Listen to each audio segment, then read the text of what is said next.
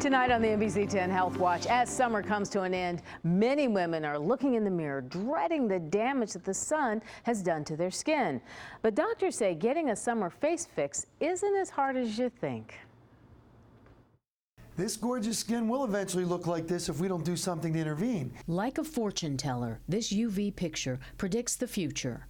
It reveals sunspots already formed that will darken if exposed to the sun. We see this brown pigment at the end of the summer. In addition to freckles and age spots, the sun also triggers patches of melasma, brown patches that occur on the forehead or on the lip. We often see it in women after they have a baby, people undergoing hormonal changes, but men get it too. Dermatologist Eric Bernstein says lightening brown spots doesn't have to lighten your wallet.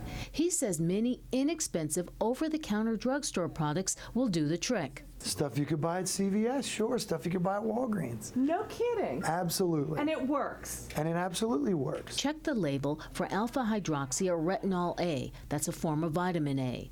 Hydroquinone is also effective, but some studies have linked high amounts to cancer in lab animals. There are other natural lightening agents like licorice root, for example, that you can find in all sorts of products. Another natural skin lightener is kojic acid, made from mushroom extract. Dr. Bernstein says expect to see results from drugstore brands in about 3 to 4 weeks, or faster results. Prescription medications like Retin-A and Triluma cream will force spots to fade.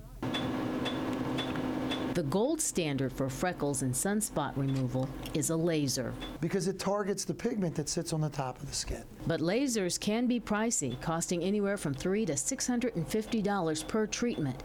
And no matter what you do to fix your face, the doctor says spots will return if you don't use sunscreen. Esthetician Kimberly Cascarino has such perfect skin that it's hard to believe she's 40 years old. She says she never leaves the house without sunblock. Whether it's raining out or snowing out. Well, the doctor says surprisingly, most of our daily sun exposure actually comes when we're in our car. He says UV blocking film on your car's windows will prevent the sun's rays from damaging your skin. And now tonight, our Earthwatch forecast, tonight at 11.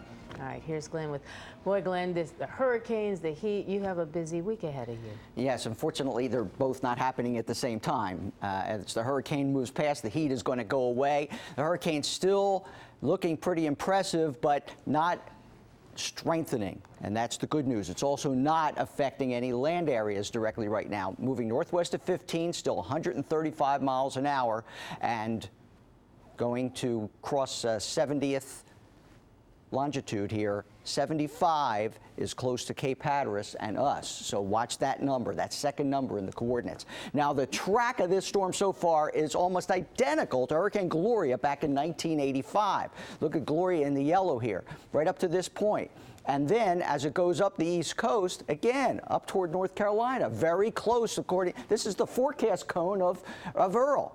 But then, taking a little bit of a turn more to the east. This track of Gloria, let's show you what happened in the Jersey Shore back in 1985.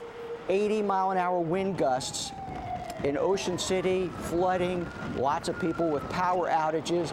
Gives you just a little bit of an idea of what could happen if Earl takes the more western track, as you see in the cone of this forecast.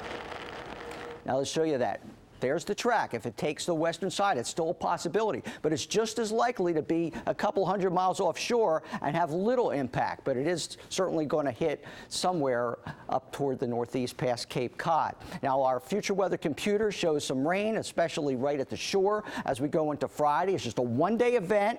The cold front sweeps through. It's going to be windy on Saturday, but not windy because of a hurricane. It's windy because cooler air is coming in.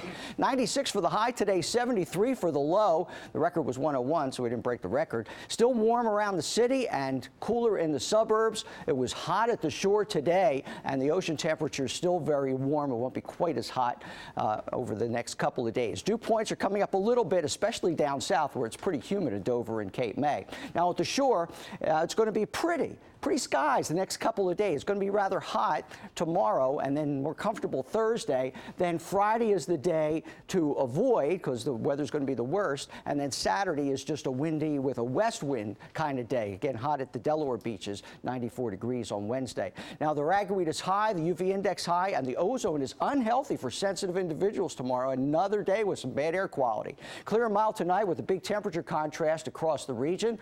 Tomorrow, near record heat. The record is 97. The humidity still not too bad, certainly compared to previous heat waves. And the 7-day forecast still hot on Thursday. Friday is the day with the rain and wind, mainly at the shore. And then Saturday, Sunday, Monday are looking nice. Monday should be the best day and the warmest day with the least wind. So the holiday looking pretty good overall. Vi? Thank you, Hurricane Vi Sikahema here. The Phillies looking to find their offense again after nearly getting shut out last night in Los Angeles, and I'd say they found it. Top two, Phil's trailing the Dodgers 1-0. 2 on for Brian Schneider. Drills one into the seats and right. Phil's take a 3-1 lead. Next inning, this is great news. Ryan Howard blasting a 3-run shot of his own. His first home run in more than a month. Drops over his 24th of the season. Phil's lead 6-1 in the fourth. By the way, the Braves won again tonight, so the Phils currently trail Atlanta by 3.5 games. Hopefully it stays at 3. Football now. Kevin Cobb and the Eagles starters will watch the final preseason game again Thursday night against the Jets. Michael Vick will play the first half, and rookie Mike Kafka from Northwestern, he'll play the second half. And Kevin Cobb, meanwhile, gets to rest his tired arm. We feel good about the offense. You know, I mean, we haven't been as sharp as what we wanted, but we still have confidence, and that's not gonna change. But of course, you want to play anytime you get a chance. Now, Andy's got his reasons, and we believe in his reasons, so we'll stick to what he wants. And good news for Eagle center Jamal Jackson. His injured knee feels pretty good today after his first full contact practice yesterday. And there's a good chance he could play in the season opener against Green Bay. College football, 19th ranked Penn State opens up the season on Saturday in Happy Valley against Youngstown State. Joe Paterno says he'll coach from the sideline, but he doesn't know who his starting quarterback will be. All three candidates, they lack experience.